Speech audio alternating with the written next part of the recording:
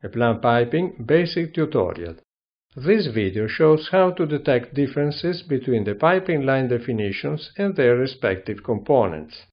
Differences may arise when some of the components are of another class, with a different nominal diameter, are insulated or not, or are in a misplaced layer. There is a specific command to check and fix these points.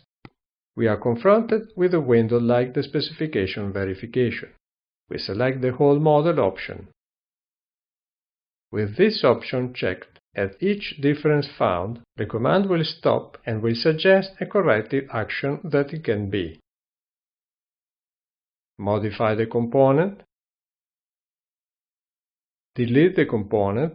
For example, if the line class would not include that component, it could not be an error, of course, but it is useful during revision.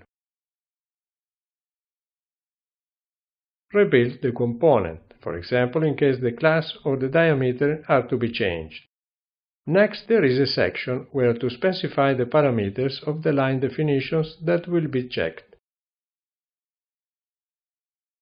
The component layer, which could have been changed by mistake with consequent problems during the isometric extraction. Piping specification class, which it could not necessarily be an error in case a part of the line requires the use of another piping class. But with this checking, these situations can be visually verified. Insulation class. Nominal diameter. Here it has already found a difference in the class used to create the flange.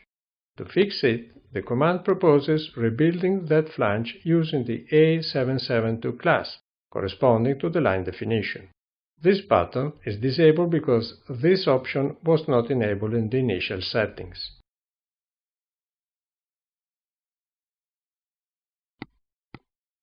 Here we have a similar case, but in addition the component is not insulated, while the line is insulated. It is a temperature instrument. This one is another instrument. Another instrument. This is a flange not insulated, and we are going to stop here our example. The command generated a log file with all the differences found and whether or not each difference was fixed.